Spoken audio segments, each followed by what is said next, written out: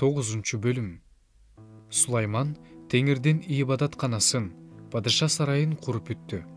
Эмнени кааласа, ошонун баарын жасап бүттү. Ошондо Теңир мурда Гибондо келгендей, ага экинчи жолу келди. Теңир ага мындай деди: мен сенин сыйынууңду жана өтүнүчүңдү уктум. Сен курган бул ибадатканада менин ысымым түбөлүк жашаш үчүн мен аны ыйыктадым. Менин көзүм да, жүрөгүм да ал жерде дайыма болот. Эгер сен мен сага осуят кылгандардын баардыгын аткарып, менин алдымда атаң Дөөт сыяктуу таза жүрөк менен адил жашасаң, менин буйруктарым менен мыйзамдарымды сактасаң, анда сенин тукумуң Ысрайыл элинин тагынан түшпөйт деп атаң Дөөткө айтканымдай, сенин падышачылык тагыңды Ысрайылга түбөлүк коем. Эгерде силер да уулдарың да менден четтеп кетсеңер, менин силерге берген осуяттарым менен буйруктарымды аткарбасаңар, башка кудайларга кызмат кылып, табына баштасаңар, анда мен өзүм берген жерден Ысрайылды жок кылам. Өзүмдүн ысымым үчүн ыйыктаган ибадаткананы таштап кетем. Ошондо Ысрайыл бүт элдер арасында лакап жана күлкү болот.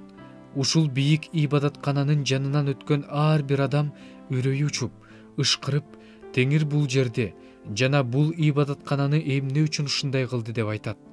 Ошондо булар ата бабаларын Мисир жеринен алып чыккан өздөрүнүн Кудай Теңирин таштап, башка кудайларды кабыл алып, аларга табынып, кызмат кылышкандыгы үчүн ушул алааматтын баарын Теңир алардын башына салды деп айтышат. Сулайман эки үйдү, Теңир үйү менен падыша сарайын 20 жылда куруп бүттү. Тир падышасы Хирам Сулайманга каалашынча кедир жана кипарис жыгачын, алтын жеткирип тургандыгы үчүн Сулайман падыша Хирамга Галилея жеринен 20 шаар берди. Хирам Сулайман берген шаарларды көрүү үчүн Тирден чыкты, бирок алар ага жаккан жок. Ал бир тууганым, сен мага эмне деген шаарларды бергенсиң деди. Анан Хирам аларды кабул жери деп атады.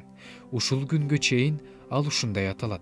Падышага Хирам 120 талант алтын жөнөттү.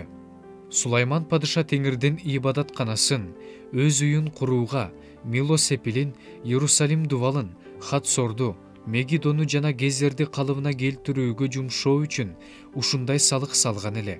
Мисир падышасы Фараон келип Гезерди басып алды да, аны өрттөп, шаарда жашаган канаандыктарды кырып, аны Сулаймандын аялы болгон өз кызынын Севине берди.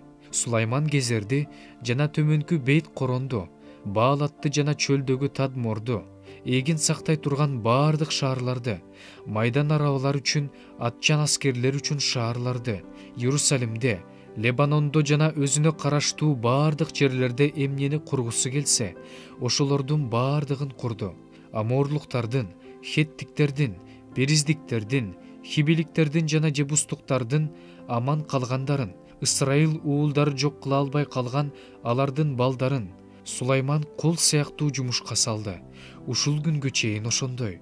Сулайман Ысрайыл уулдарын жумушка салган жок. Аларды жоокер, кызматчы, төрө, аскер башчы, майдан арабаларга жана атчан жоокерлерге башчы кылды. Сулаймандын жумушчуларынын үстүнөн караган көзөмөлдөөчүлөрдүн саны 550 болчу. Фараондун кызы Дөөттүн шаарынан Сулайман куруп берген үйгө көчүп келди. Анан Сулайман Мило Сепилин курду. Сулайман Теңирге арнап өзү курган курмандык чалынуучу жайга жылына 3 жолу бүтүндөй өрттөлүүчү курмандыктарды, тынчтык курмандыктарын чалып, Теңирдин алдында жыпар жыттуу заттарды түтөтүп турду. Ошентип, ал үйдү куруп бүттү. Сулайман падыша ошондой эле Эдом жериндеги, Кызыл деңиздин жээгиндеги, Эйлаттын жанындагы Эцатот Геверде кеме курду. Хирам деңизди жакшы билген, кол астындагы кемечилерин Сулаймандын кол астындагы кишилери менен бирге кеме менен жөнөттү. Алар Опирге сүзүп барып, ал жактан Сулайман падышага 420 талант алтын алып келишти.